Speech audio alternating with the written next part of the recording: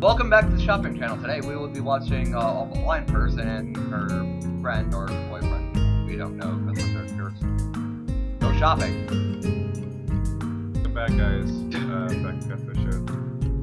And yeah, we left off shopping. Obviously. Sure, it'd be my pleasure. Probably. I grabbed two well-used red baskets from the small stack beside the entrance, handing one to Lilly. Placed it on the ground, putting her school bag in, retracting her cane and sliding it through the basket's handles just before picking it back up with her right hand. Wait, if she doesn't use her cane, then... Before I can complete the thought, she comes beside me and pinches the cuff of my uniform with her slender fingers. Alright.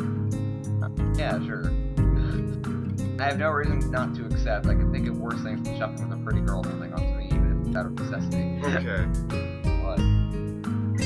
Imagining that. That was like a battle between whether I'm choosing her or Hanako. Fuck! We navigate our way to the store with not one of the occasional passing customers seeing at an eyelid. Considering how close Shimaku is, I'm guessing students there must be entirely normal specimens. As we reach each aisle, I quickly check with Lilly and find out what she needs. I grab it along with what I'm looking for and put our items in their respective baskets. I guess it's the same routine she and Hanako follow every Friday. Right, all that's left is the bread and the flash shopping then. Do you need anything else, Lilly? Oh, there should be everything. Off we go then. Denania. With a quick side trip to the bakery section, we make our way to the registers. The line, thankfully, is almost non-existent. It's not long before we both pay for our food and are out the door. Lilly retrieves her cane and extends to full length. I waste a minute looking upwards at the night sky while I'm holding one bag. For a moment, I try to make out clouds in my breath, but the summer heat doesn't seem to flow. Eventually, she rights herself, taking a quick stretch before taking her bag and leaving me by her foot. You tired as well?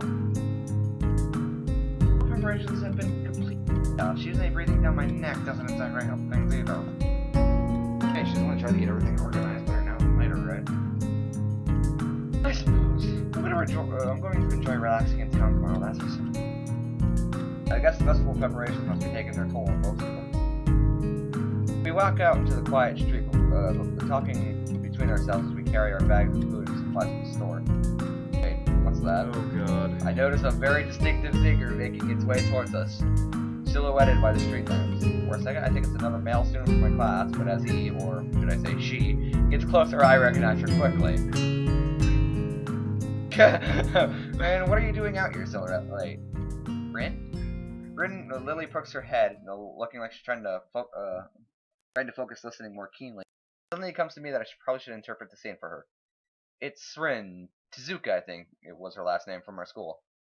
She stiffens at the name and gives a complicated-looking expression, something like a forced fusion of a composed smile and a painful cringe. I understand. I guess Lilly knows Rin too. Yep. Rin turns to look at us, looking terribly out of it. I'm not entirely sure if she recognizes either of us, or at least she doesn't acknowledge. It looks like a zombie, or a statue. A statue of a zombie. But slowly some symptoms of understanding seem to light in her dark eyes. This is something she must react to. Rin blinks once, very thoroughly. Hello. Hello. There's an awkward pause, everyone waiting for someone else to say something. What are you doing here this late? I was wondering about that myself too. Just now. Some people asked that just before. I assume they were wondering the same. I didn't know. I didn't know. They didn't know either. I asked. That's why I'm wondering. That's pretty much it. It's a murder mystery without a murder. They were going that way. Turns facing to her right in order to demonstrate the direction of other people. That was important. Then rotates back to the mechanical puppet and one of those overly complicated clockworks. For a person who gives the impression of being the quiet type, Rin really does use a lot of words to say things that need a lot to be said. Unsure if she's finished, I say nothing. Neither does Lilly. Seems equally prompt with words for the time being. I think that most of us are in fact just scared of any response that might provoke her to continue. Our stupefied lack of reaction doesn't faze her at all. She keeps looking at us expectantly, a calm hint of expression on her blank face. She seems to be that kind of person, always so relaxed. As if a full elephant-grade sedatives were flowing in her veins in the place of blood. Amnesia? I don't recall you having anything. No, I don't think it's that. The other passersby were probably just worried, though. You do look really lost the way you're standing in the middle of the street. Oh, I see. I should have taken some other. I ponder for a while whether I should change this angle further or for the sake of my own sanity. I decide on the latter. It seems that most of the time it's better not to read too deeply into what Ren is babbling about. Talking to Ren is like playing chess with a supercomputer who does seemingly completely random moves out to block everything you know about chess. It's like that, except with human interaction. And even if I win, it feels like losing. Damn, it's just like Kenji said, if I win, I lose. It's the power of the girl that you're talking. It's just infected the coffee.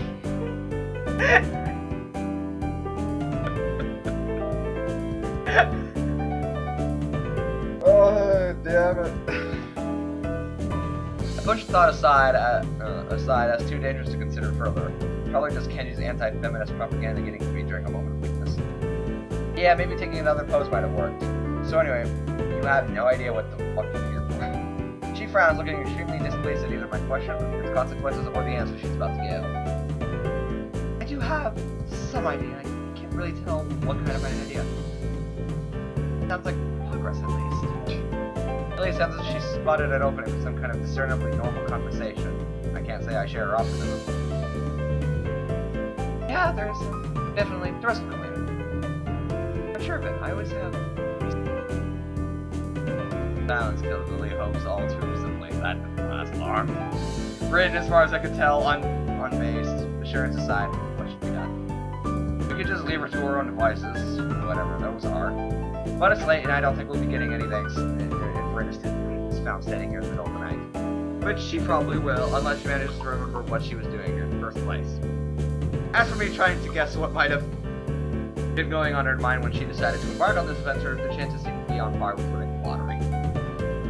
Several times in a row. Lilly is oddly quiet too. I'd appreciate some support from the sidelines here, especially if she's more familiar with Rin than I am. But it can't be helped. It seems her familiarity with Rin is exactly why she's staying so near to you. So I assume you're going somewhere, not coming back to school. Any idea where? Her eyes widen in shock as she goes back to a somewhat artificial way, making it seem like she enact reverse for situations like this. You're a mind reader? Is that your disability? How unique! No, what? Why would you think that? What was doing?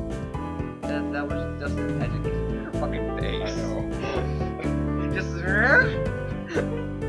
Yeah, it was just an educated guess. We walked the same street in the other direction just before to get to the store. If you were going to the school, we would have met you on the way. Oh! Looks a little disappointed. Like Kenji, Rin appears to jump to completely irrational conclusions. Maybe it's something in the water here. I make a mental note to stock up on soft drinks. You know, that is the second time this week that someone asked if I was a mind reader. Do I really give off that impression? Rin shrugs her shoulders, which is all the answer I give. You know, maybe you should come back with us at school. Lilly interjects as I'm about to further debunk my alleged mind reading capabilities. She sounds rather concerned, the paper-thin smile on her face badly disguising that fact. Maybe she came to the same conclusion as I did. For everyone's sake, I decided the mind reading topic drop, as is entirely inane anyway. Yeah, Lily's right. If you can't remember, there's no point in staying here.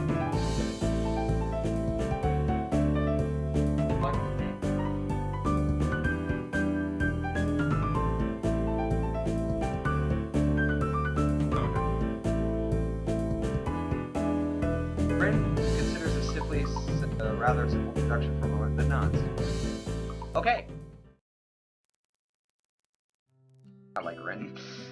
We start towards the school again, having wasted way more time than necessary with this episode. No, it's only 9 minutes. That's a lot of time. It's almost 10 minutes. Rin walks along the edge of the sidewalk in her rhythmic way. looking like a mix of a sleepwalker and a rope dancer, while Lilly keeps one hand on my shoulder, tapping at the ground with her cane. Tap, step, step, tap, step, tap, tap, step, step, steps. Yeah, a rhythmic, alright. Apart from that and a few fragmented beginnings of conversation, it's quiet. Quiet, quite apart from the relaxing one into town, at least. How's the mural going? You're going to get bad luck. Never talk about works in progress. I'm sure it'll be wonderful. Bad luck. Tap, step, tap, step. She doesn't care to talk about it. Lily's politeness feels out of place for the first time. Step, step, step. The hill Yumaku rests on top of it, surprisingly steep going uphill. We slow the pace, but I feel my pulse rising and breathing getting heavy. Almost there. I can see the gates of heaven already. Say heaven. I know. More than that, though, I notice that Lily's hand slightly tightens on my shoulder, interpreting as a gesture she wants to ask something. I speak up. Wait, is that prosciutto paradise? Wrong, Lily? What? I resist the urge to say aside from our childlike companion, but only just. For a moment, she seems to debate whether she should even bring it up, but goes for it anyway. Is everything alright? Alright, what do you mean? The fact that I can't interpret her incredibly vague question is around for a second. Unusually tired, I guess. Now that she brings it up, I notice that my breathing is strangely heavy. The uphill walk has really done a job on me. Lily has noticed it all too quickly. It's alright, I just need to catch my breath. My condition isn't the best these days. Something that is related to you being transferred here? I mean, she cuts herself in rather abruptly, maybe realizing that she was being a bit. Her instincts are sharp, though, and while I don't like the subject, it's not like I should lie about it. If it's Lily, I don't think I mind. I'm just a little weak for the time being. Nico said you looked fairly healthy, so I naturally thought... Lily doesn't finish her sentence again, letting it trail off with a measure of concern. She furrows her brows, really uncomfortable expression spurs me to say at least something to ease her feelings. It's surprising that she's this flustered, considering her straightforward attitude with her own politeness. She must know not to share. She must know that not all share her own comfort about such things. No, it's okay. I have a pretty. I guess the best way would be the best way to put it would be messed up, heart, or arrhythmia. I had a bad heart attack a while ago because of it and spent most of the spring in the hospital. And it ended in Yumaku on doctor's orders. Evidence not here anymore. My mace. Silently nods her head in acknowledgement. My answer, though, only seems to furrow her brow even further. She doesn't seem to quite know how to react, given we don't know each other that well. Can't really fault her for it, given that I have the exact same reaction. To my surprise, in a moment's time, her face shows that she only comes to sort of a realization. Hey, so the time you and Emmy collided in the hallway, I grimaced slightly, her ability to connect the dots quite so fast as unexpected. Yeah, I guess I'm a textbook example of why those rules about running through corridors exist. That was a lot more dry than I intended. Lily visibly shies away from continuing the topic. While I do massage her concern, I really don't want to dwell on this either. Don't worry about it. I try to offer a reassuring smile, but then realize the futility. Yeah. Without knowing this, Lily smiles to me reassuringly. She doesn't say anything further. I haven't heard anything from the peanut gallery. Often. I can't think of anything to say right now, so I'm just like back here and it's early in. Arriving at the dorms, Rin stops in front of her mural as if lightning struck her. She has been so quiet for almost all of the walk back that I had all but forgotten she was here. It's Friday, isn't it? Yes, Friday, the 8th of June. Oh, so that would have Dad. Dad? Why? I think I'm gonna go into the fetal position and throw up, possibly in reverse order. Something wrong? No, nothing is wrong. It's Friday and nothing is wrong yet. This mural today needs to be finished by Sunday, so everything is alright. What? Do you have any drugs? Or a time machine? This is not good. Not good. Wait, you need drugs though? So she is behind her schedule, recalling Shuzune's exasperation and Rin's carefree attitude several days ago. I don't know what to think. She has left herself open to a told you so unless she can pull off whatever she needs to pull off by Sunday morning. Rin keeps staring at her mural, looking as mortified as she can. Believe me, I'm going to need to work for a while. I glanced at Lilly, expecting her to share an incredulous look with me as I rolled my eyes, and I realized she'd never looked at me the next Oh, fuck, really? day. We do, of course, not wanting to aggravate her any more than she already is. And we're gonna end it there. Yep. Thank you guys Actually, so much. no. Hey, we're gonna be going for a dorms. Ah, I like to end it like that. fine. Okay, there's a churning bad feeling in my gut. Renter has a knack of making people feel worried about her. She seems like a person who can never be left alone. Maybe we should call someone? She sounded like she was going to go into shock or something. I'm sure she will be just fine. She's just, how to say? Lily cocks her head a little, trying to find a polite way to call Ren crazy without calling her crazy. Yes, a very unique person. Yeah. I guess you can say that. She giggles at the notion melodiously, nodding in agreement. Sorry about leaving you stranded as you talk to her. I really don't understand her, so I keep my distance.